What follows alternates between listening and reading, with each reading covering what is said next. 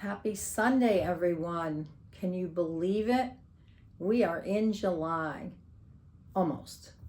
Just a tad short of July. So today I wanted to tell you about the new moon in Cancer, which is happening on July 5th. And Cancer is always about the home. Cancer is about emotions. Emotions can really be erratic or run high during this time. So I'm going to say to you, don't take things personally, because it's one of those times that Cancers, if you know any Cancers, and I love you all, my mother was a Cancer, my granddaughter's a Cancer, they can get a little edgy or moody from time to time. So if you know any Cancers, just be careful. They won't mean it, but they might bite your head off one minute, and the next minute they just love you to death. So this is a good time. We know new moon is always new beginnings, and Cancer is a water sign, so get into the ocean or a lake or a pool, whatever, to calm those emotions. It's a great time for that. Okay, so we are going to start with Messenger of Spirit. Don't you just love these cards? I think I bought them without even knowing what was on the other side because I love the color. All right. So what do you want to tell people coming in this first week of July?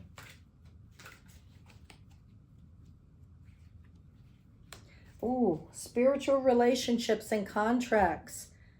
Rebalance karma. Oh my God. This is a tough one because everybody's karmic relationships, some are ending, we're having other ones come in. This is a difficult time, or it can be a difficult time. I don't want to put that out there. But remembering that those difficult ones you've done over and over again, trying to get it right. So this says karma, soulmates, and twin flame. Spiritual relationships are not always easy, but they find you for a reason. They are here to help you grow and rebalance your karma. When you feel as though you've met someone before, it's because you have a spiritual contract with them. Sometimes this may mean that you have unfinished business from a past life. You must complete your contract in order to move forward.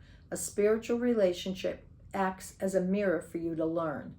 So the affirmation is, I am supported by healthy relationships. Yes. Sometimes we have to go out of our own personal relationship and we have to get that energy from our girlfriends or friendships or whoever. So just keep that in mind after I just told you about the new moon coming. All right, the next one we're going to use the Star Temple. I love these because they're so different. I love the galactic stuff. All right. The Mystic, magic. I weave my magic and surrender to the universe. Yes, I do. I love this card because she looks like she could be from the Matrix doing all those wild things in the air and everything, because she's just in the air jumping and moving. What it looks like to me is she's moving the stars and the energy, doing some mudras with her hands, and I'll show you that again. It's just beautiful. So yeah, she knows how to work energy and move it.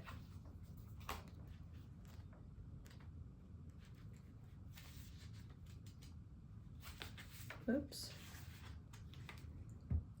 Request, craft, and focus. You are entering a powerful cycle of cosmic manifestation and abundance. Get ready for blissfully co-creating with the universe and opening to receive a steady flow of magical blessings. You are in your creative flow, crafting your magic. Love that. Crafting it with joy. In this space of creative bliss, success is simply a side effect. Her name's Tagata. She supports your surrender to universal mysticism of the creatrix. That's another word. First time I heard that, I just loved it. I think it's sexy as hell. Creatrix. Embrace all the lushness and love you are truly worthy of.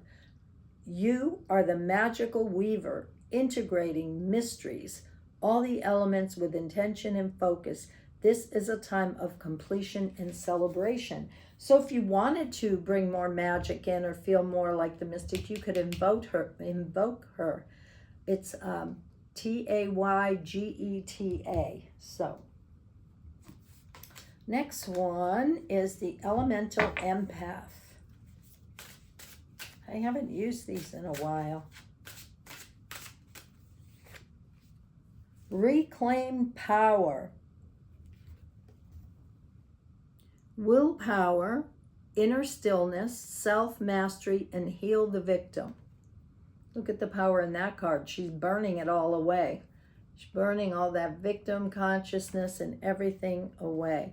So she certainly does look like she's reclaiming her power, because once she's able to clear everything that's not her, what happens is the real her comes through. She's able to own her power.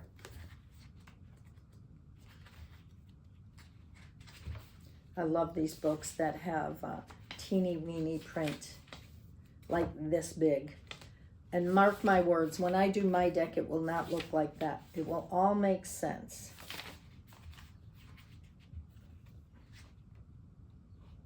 Wow. Why does this say 7 and this says 7, that it's boundaries?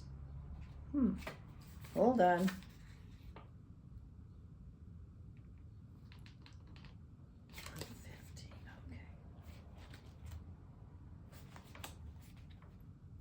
It's time to take back your power.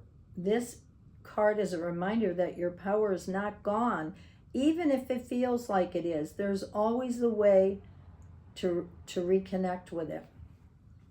Transform your life. The things you've been through can either dictate your life or transform it. There is a fire of strength within you, even if you can't feel it in this moment.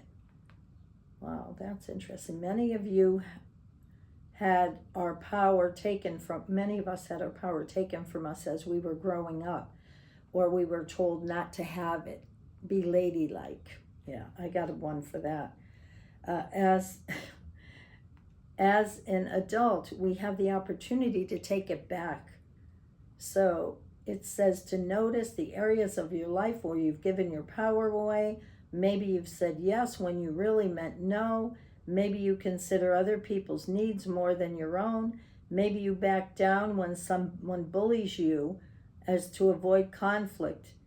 Are you afraid of what people's reaction will be if you actually stand up for yourself? Wow. No more. No more. I say this is the end of it. Okay.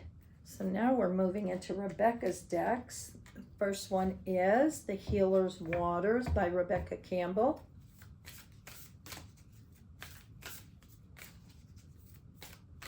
Up and coming first week in July for everyone. They always feel so thick. Immerse yourself.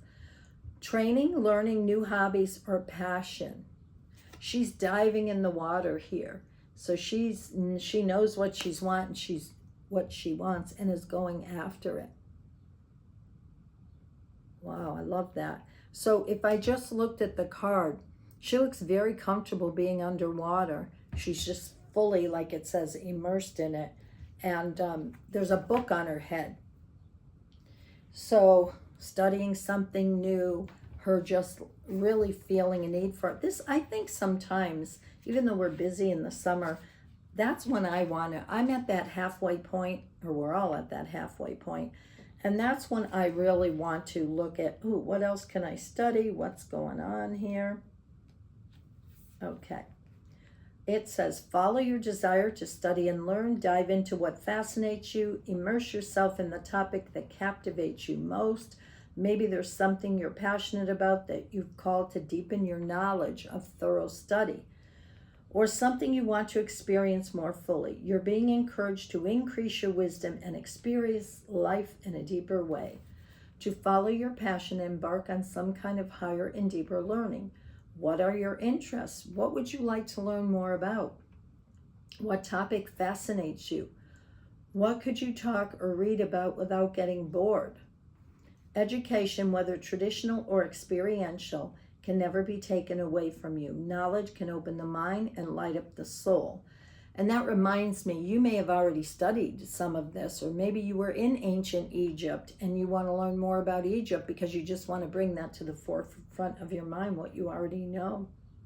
Is there a course or program you're interested in? Is there something you're longing to explore for yourself? What piques your interest?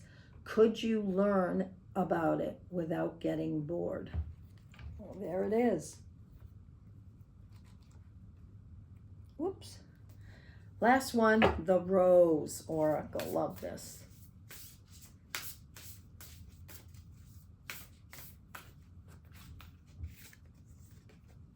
Trust the seasons, embracing change, cycles of life, transition, and growth. Love this, because everything is about the changing of the seasons, the rhythm of things. And I know myself, I could never live in Alaska or something and be there with darkness and all of that. That would drive me crazy. I like being here and being able to look at the change of the seasons and all of that. Because I think along with the seasons, we change. You know, there's times when we really need to go within. In the winter, it guides us to go deep within. It says, our disconnection from the earth and her seasons leads us to believe that we should be in full bloom all year, that we should grow without leaving space to cut back. When we focus on the never-ending bloom, we forget the importance of all of life's phases. The rose, like all of nature, teaches us this very day. She's forever showing us how to embrace the ever-changing seasons in an ever-changing world. We're not meant to stay the same. Relationships aren't meant to stay the same. Life isn't meant to stay the same. Nothing on the planet is meant to stay the same. The seasons teach us that. Night and day teach us that. Time and age teach us that. Birth and death teaches us that. We may return to a place, a person, but things won't be exactly as they were, for everything and everyone is forever changing. It says the more we resist it, the further away we are from who we're becoming. When we embrace change, we embrace life and nature and are forever blooming. Isn't that the truth? My whole life has been nothing but change and transition. Just when I think I get comfortable with something, there it is. Rug gets ripped out. I live the Tower card. Everything changes. So for this week, remember, who are those relationships that you're being pulled to? Use your mystic energy to command the energies. Own your power. Dive into something new.